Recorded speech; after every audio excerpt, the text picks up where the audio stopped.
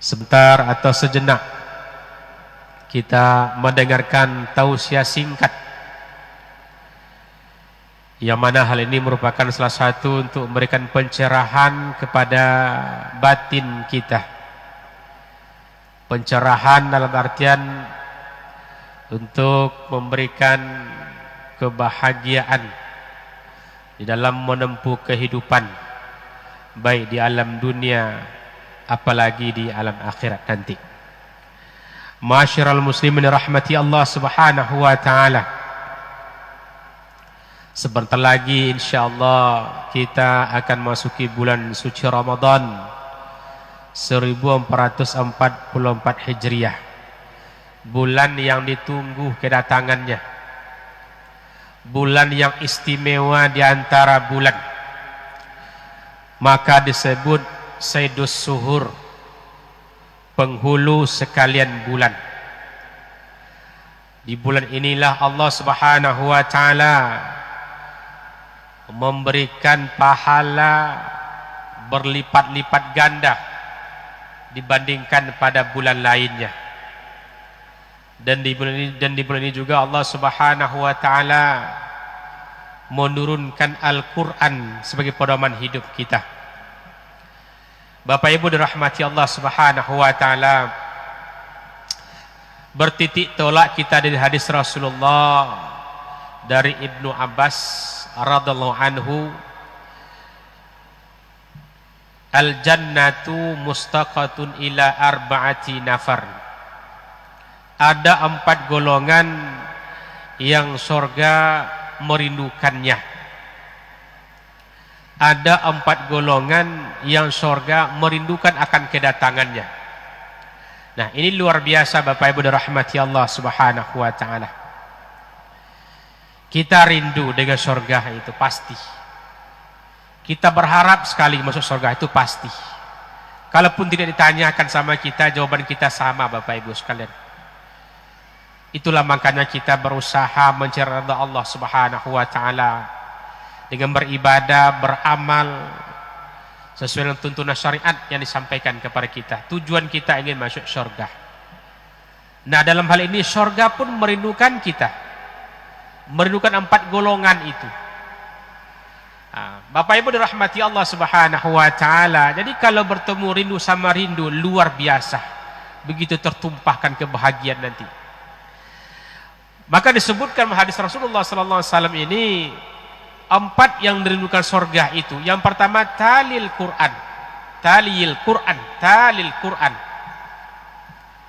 Orang yang membaca Al-Quran.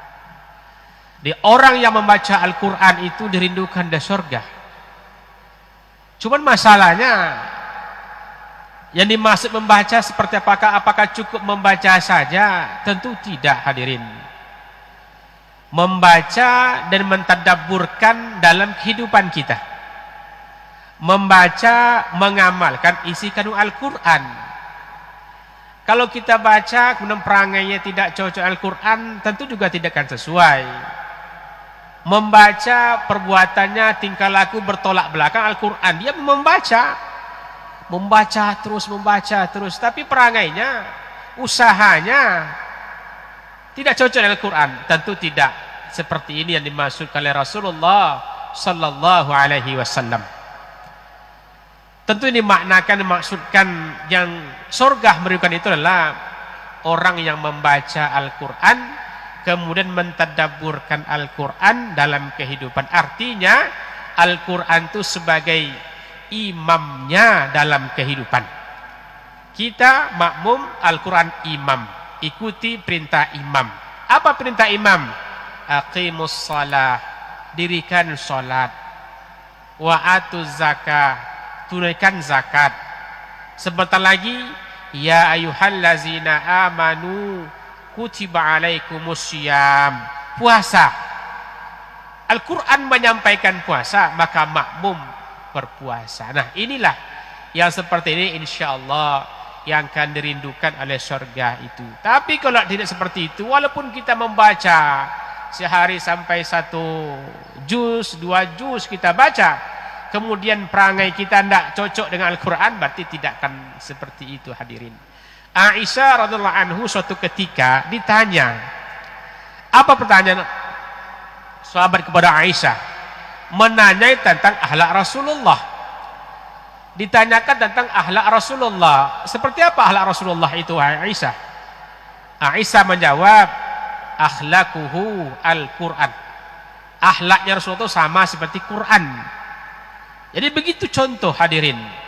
Jadi makanya oleh sebab itu mari, kalau kita ingin dirindukannya surga itu, maka bacalah Al-Quran, ikuti perintah Al-Quran. Insya Allah maka kita akan selamat di dunia dan di akhirat. Di dunia kita akan mendapatkan ketenangan batin kita, karena orang baca Al-Quran itu termasuk salah satu obat hati, syifa oleh sudur, obat hati kita, tenang, tentram batin kita, nyaman kita. Itu buktikan bahwa Al-Quran itu memberikan luar biasa kebaikan kepada orang yang membacanya. Ma'asyiral muslimin dirahmati Allah, maka Al-Quran ini diturunkan dalam bulan suci Ramadan, bulan yang akan kita tunggu ini, bulan yang akan datang. Artinya kita sudah berada di ambang bulan Ramadan. Sebentar lagi insya Allah sampai masuk Ramadan. Berdoalah kita kepada Allah Ta'ala, Allah barik lana fi Sya'ban wa balikna Ramadan. Ya Allah, sampaikan, ya Allah berikan keberkahan kepada kami bulan Sya'ban, dan sampaikan kami dalam bulan suci Ramadan. Perbanyak berdoa supaya kita bisa beribadah dalam bulan suci Ramadan. Bapak Ibu dirahmati Allah Subhanahu wa taala. Yang kedua, wa hafizil lisan, orang yang menjaga lisan. Lidah. Lidah ini luar biasa Bapak Ibu, tajam sekali. Akibatnya sangat fatal sekali. Bahkan tidak jarang kadang-kadang gara-gara lisan ini bisa tidak berketahuan selama-lamanya. Bisa tidak tegur sapa bertahun-tahun. Begitu tajamnya lisan itu. Maka ada kata pepatah Arab itu mengatakan, qad yurja lijar pisyai burwala burlima jarahan lisan. Kalaulah pedang melukai hati, ada harapan akan sembuh. Tapi kalau lisan, kalaulah pedang melukai tubuh, ada harapan akan sembuh. Tapi kalau lisan, lidah melukai hati, kemana obat akan dicari? Artinya, secara medis tidak ada obatnya. Secara ilmu kedokteran tidak ada obatnya orang yang kena lisan, kena lidah itu, tidak ada obatnya. Tapi secara ukhrawi, akhirat, agama ada obatnya. Kemana obatnya? Datanglah ke masjid, datanglah ke pengajian, bersahabat dengan orang-orang yang soleh, orang alim, guru-guru kita, yang mana mereka-mereka itu kan menuntun kita untuk menjadi hamba yang soleh, mengarahkan kita, membimbing kita menjadi hamba yang soleh, dan memberikan contoh kepada kita, contoh yang baik. Nah, dekatilah, datang ke masjid. Insya Allah, walaupun sudah berkarat, tertutup, tapi kalau kita datang, kita berusaha untuk memperbaiki, Allah akan buka pintu rahmatnya untuk itu. Tapi kalau kita tidak bergerak, tidak berusaha, tidak akan terjadi perubahan Bapak Ibu sekalian. Tidak akan terjadi perubahan. Kalau keras saja kita, tidak mau kita memperbaiki, tidak mau kita datang ke guru, tidak mau kita bertanya-bertanya atau membaca, tidak akan terjadi perubahan, dan itu akan sampai mati mungkin seperti itu. Bapak Ibu, na'udzubillah. Maka jaga lisan kita. Man amana billahi wal yaumil akhir falyakul khairan aw liyasmut. Barang siapa beriman kepada Allah hari akhir, maka hendak berkata yang baik, kalau tidak diam. Dia adalah suatu kalimah yang indah lagi. Lau kana kalamu minal fiddah la kana sukutu minaz zahab.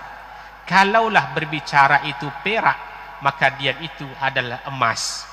Artinya ini mungkin yang tidak perlu. Tidak perlu kita berbicara, diam kita. Nah, diam kita itu emas. Itu perumpamaannya. Tidak perlu kita ngomong yang kira tidak ada untung untuk kita, tidak ada kebaikan untuk kita. Diam kita. Diam kita itu emas. Begitu luar biasa fadilat yang diberikan Allah kepada kita hadirin. Artinya kita menjaga lisan, kita menjaga lidah kita dari hal-hal yang akan membuat mudarat kepada diri kita hadirin. Karena satu kata mungkin kita ucapkan bisa buat fatal dalam kehidupan kita. Ya menurut kita mungkin tidak ada masalah, tapi kalau mendengarnya ternyata luar biasa akibatnya. maka jaga lisan dengan baik, insyaallah maka kita akan terpelihara dari kesalahan lisan ini. Kemudian yang ketiga, wa mut'imul ji'an, memberi makan orang yang lapar, orang yang membutuhkan. Mungkin kita punya tetangga, punya kaum kerabat, punya dosana, pemilih warga dan sebagainya. Kita tengok orang yang selalu dekat dengan orang-orang yang du'afa, orang yang selalu dekat orang-orang yang fakir, Allah akan memuliakannya. Surga merindukan Bapak Ibu, begitu luar biasa. Maka kalau kita diberikan amanah oleh Allah, harta yang banyak atau jabatan yang tinggi, rangkullah mereka-mereka, saudara-saudara kita yang lemah itu. Berbarenglah duduk dengan dia. Jangan gengsi, jangan malu. Kalau ingin kita masuk surga, surga merindukan kita, ayo rangkul mereka-mereka yang du'afa itu. Du'afanya bukan karena kemauan dia, kadang-kadang Bapak Ibu. Dia sudah berusaha. Pagi berangkat pulang sore, sudah berusaha, tapi Allah belum memberikan rezeki kepada mereka-mereka itu. Maka du'afa itu bukan karena malas saja kadang-kadang. Itulah mungkin yang mereka jalani dalam kehidupan dunia ini. Takdirnya menentukan seperti itu.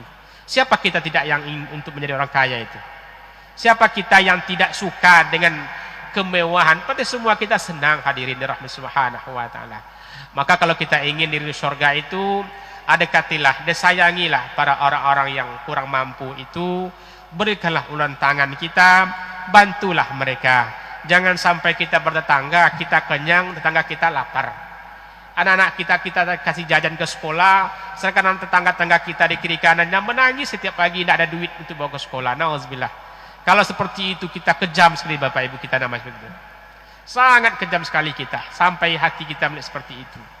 Maka mari sebagai rezeki yang Allah berikan kepada kita, kita titipkan fisabilillah. Apalagi kalau kita ingin disebut penghuni surga itu. Tanda penghuni surga itu orang bersedekah. Tanda penghuni surga itu orang yang bersedekah. Orang kikit pelit itu tidak masuk surga. Kok Ustaz bisa nyampe seperti itu? Saya berpatokan Al-Quran. Tanda penghuni surga itu ciri-cirinya, tanda-tanda di dunia ini adalah alladzina yunfikuna fis-sarra'i wad-dharra. Orang yang berinfak baik dalam keadaan lapang maupun dalam keadaan sulit. Lapang mungkin kaya dia, alhamdulillah banyak bisa diberikan. Kalau sulit mungkin untuk dimakan tidak cukup, tapi dia bersedekah juga. Tapi dia berinfak juga. Nah, ini luar biasa. Kenapa? Gairah, zuk rasa senang dan bahagia berinfak itu sudah dirasakan. Dan gairahnya juga sudah dapat. Sehingga setiap hari itu dia berinfak terus, tidak pernah dia lumpang untuk berinfak itu. Walaupun jumlah sedikit-sedikit, tapi dia berinfak. Walaupun 2.000, tapi tiap hari berinfak. Tiap hari dia memberikan. Rasul mengatakan, ahabbul a'malu illallah atwamuha wa in qallah. Allah suka kepada amalan seseorang sedikit, tapi terus menerus. 2.000, setiap hari 2.000 umpama seperti itu. 2.000, tapi setiap hari namanya masuk, setiap hari namanya ada, setiap hari namanya ada. Ini Allah lebih suka yang seperti ini ketimbang diberikan banyak tapi lama perainya, kosongnya lama. Ahabbu a'malu illallah adwamuha wa in qallah. Allah lebih suka amalan seseorang itu yang sedikit tapi terus menerus. Tahajud 2 rakaat semalam tapi terus tidak pernah tinggal. 2 rakaat tidak pernah tinggal. Allah suka, nama tiap hari ada, namanya tiap hari masuk namanya.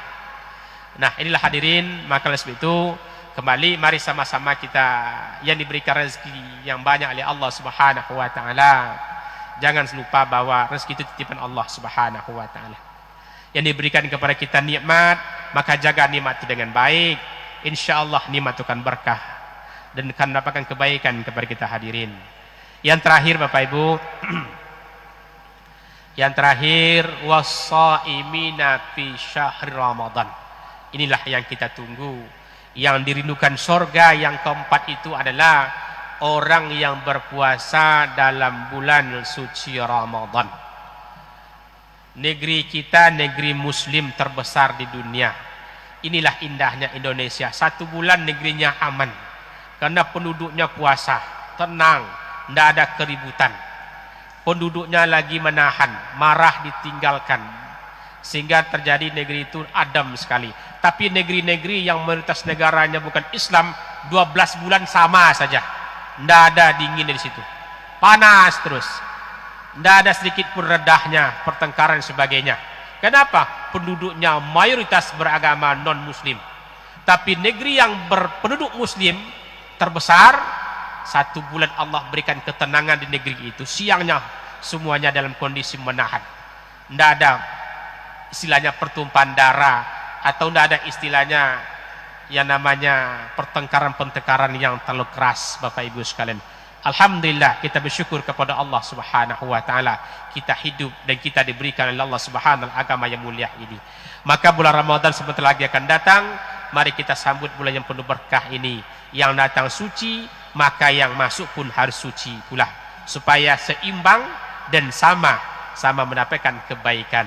Sehingga insyaallah Ramadan itu nanti akan menghasilkan nilai yang positif. Keluar Ramadan, masuk bulan Syawal, kayaumin waladathu ummuhu, sama seperti anak yang melahirkan oleh ibunya, putih bersih. Kenapa? Karena Ramadan sudah mengikis kesalahan khilafannya 1 bulan full itu. Ini orang-orang yang sukses dalam Ramadannya. Tapi bagi yang tidak sukses, nauzubillah, kata Rasulullah, kam min shaimin laisa lahu min syiyamihi ilal ju' wal atas. Berapa banyak orang puasa Ramadan, tapi apa yang dapat? Lapar dan haus saja. Ini puasanya tidak sukses. Puasanya hanya ikut-ikutan, dan puasa tidak punya ilmu, dan puasanya tidak lillahi ta'ala. Itu aja mungkin Bapak Ibu yang bisa saya sampaikan. Semoga bisa memberikan pencerahan dan ilmu kepada kita untuk meningkatkan ubudiyah dan amalia kita kepada Allah Subhanahu wa taala. Terima kasih Bapak Ibu sekalian. Mohon maaf lahir batin. Bila taufiq wal hidayah. Assalamualaikum warahmatullahi wabarakatuh.